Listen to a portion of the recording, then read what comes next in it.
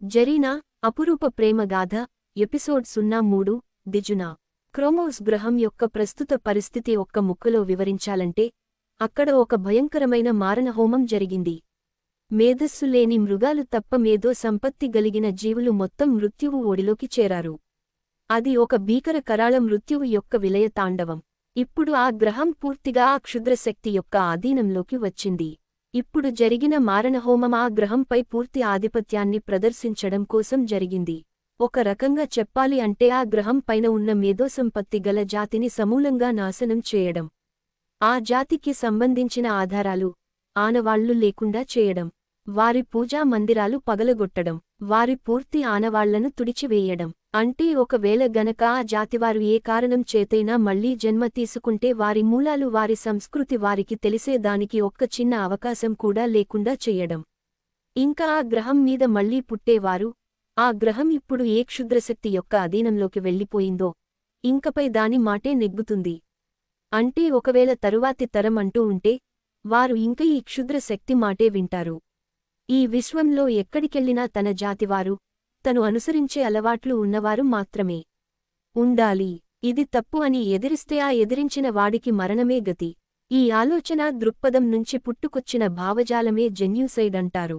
అంటే కేవలం నా జాతి మాత్రమే గొప్పది, నా జాతికి మాత్రమే జీవించేందుకు అర్హత ఉంది, మిగిలిన జాతులు మాకు బానిసలుగా ఉండాలి, మా అడుగులకి మాడుగులొత్తాలి, లేకుంటే చచ్చిపోవాలి, ఎప్పుడూ అంతా తమకి అనుకూలంగా ఉండాలి. అలా జరగాలి అంటే పూర్తిగా సమూలంగా వేరే జాతులను ఈ విశ్వంలో అంతం చెయ్యడం ఒక్కటే వారు ఎంచుకున్న మార్గం. ఈ కారణంతో వేరే జాతులను అంతం చెయ్యడమే జెన్యూసైడ్ అంటారు. ఇప్పుడు క్రోమోస్ పైన అదే జరిగింది. జెన్యూసైడ్. ఈ జెన్యూసైడ్ అనేది కొత్త పదం ఏమీ కాదు. ఆ మాటకు వస్తే లోకం మొత్తం అల్లా రాజ్యంగా మారాలి అని పవిత్ర యుద్ధం పేరుతో అమాయకులను పొట్టన పెట్టుకునే ప్రతి జిహాదీ ఈ కోవకు చెందినవాడే. ప్రతి జిహాదీ జెన్యూసైడ్ని ప్రేరేపించేవాడే.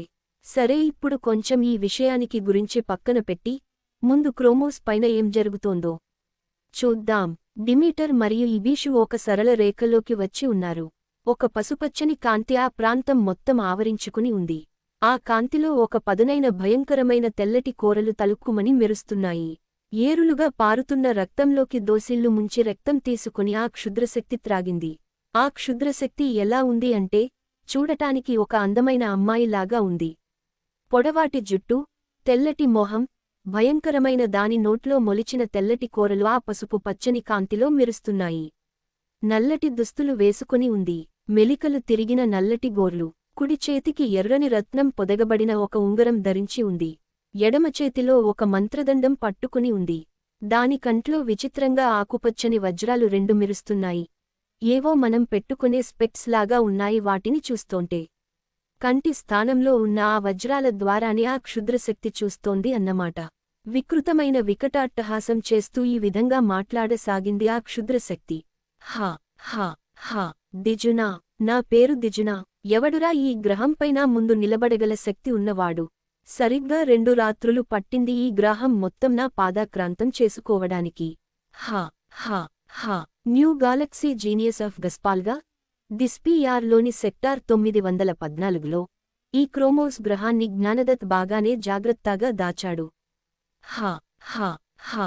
ఏమిటో వెర్రిగాళ్లు, నేను దీన్ని కనుక్కోలేను అని అనుకున్నారు ఆ పీస్ మేకర్ మరియు ఆ జ్ఞానదత్. సరిగ్గా 2 రాత్రుల్లో ఈ గ్రహం మొత్తం నా సొంతం అయింది. వీరి ఆవాసాలు మొత్తం ధ్వంసం చేశాను. డబుల్ కొటేషన్ అంటూ ఒక్కసారిగా వెనక్కు తిరిగి చూసి అక్కడ పొగబారియున్న కింగ్ గ్రాండీ రాజసౌధం వైపు చూసి కోపంగా తన చెయ్యి చాచి ఏవో మంత్రాలు చదవసాగింది.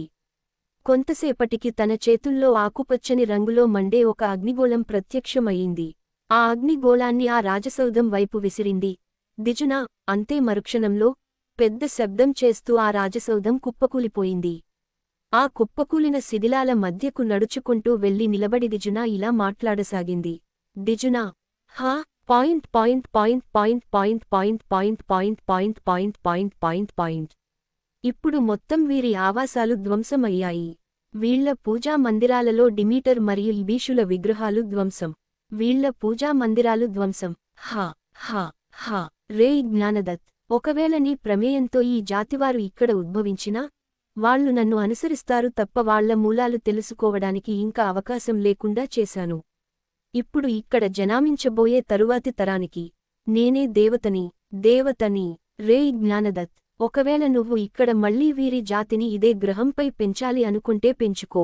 నాకెటువంటి అభ్యంతరం లేదు. ఎందుకో తెలుసా? హా. ఇంక తరువాత క్రోమోస్ పై జన్మతీసుకోబోయే వారు మొత్తం నా అధీనంలో నా సైన్యమై పెరుగుతారు. నా శక్తి ఇంకా ద్విగుణం, త్రిగుణం. అక్కడితో ఆగదు, బహుళం అవుతుంది. కనుక నువ్వు మళ్లీ అంకురాలు వేసి పెంచుకోయి. నీకిష్టమైన జాతిని ముద్దుగా మళ్లీ పెంచుకో. వాళ్లను నేనే నా శక్తిగా మార్చుకుంటాను. హా. మిగిలిన గ్రహాలలో ఉన్న ప్రజలు ఈ గ్రహవాసులను దేవుళ్లుగా కొలిచేవారు. ఈ క్రోమోస్, డిమీటర్ మరియు ఇబీషులను వారి దేవుళ్లుగా కొలిచేవారు. దిస్.పి.ఆర్.లో ఇంకా లేకపోలేదు. కాని ఇప్పుడు వాళ్లందరూ తెలుసుకోవలసిన నిజం ఏంటంటే, ఈ గ్రహాన్ని మొత్తం 2 రాత్రుల్లో నాశనం చేసిన నేనే అసలైన దేవతను. గుర్తుపెట్టుకోండి, నా పేరు దిజునా. హా. మీ దేవత దిజునా. అసలు దేవుడు అనే వాడే లేడు ఈ ప్రపంచంలో. లేదు, ఇప్పుడు ఉంది. అది ఒక దేవత.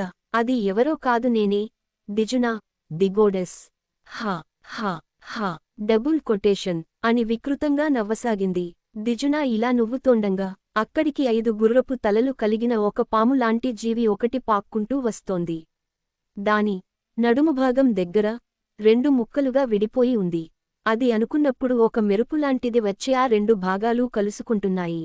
చూస్తోంటే ఆ జంతువు పైన ఏవో కొన్ని సంచులు తగిలించబడి ఉన్నాయి. ఆ సంచుల్లో విలువైన శక్తివంతమైన వజ్రాలు, మణులు, బంగారం ఉన్నాయి.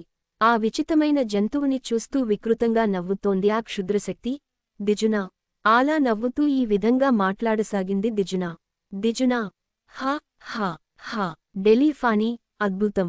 నేను చెప్పిన పనిని అద్భుతంగా చేశావు. ఈ విలువైన వజ్రాలతో నా శక్తిని పెంచుకుని నా వారసుడిని కని ఈ గ్రహానికి రాజుగా నిలబెడుతా. మరి అలాంటి రాజుని కనడానికి నేను ఎవరితో ప్రేమలో పడాలో అందంగానే ఉంటానుగా.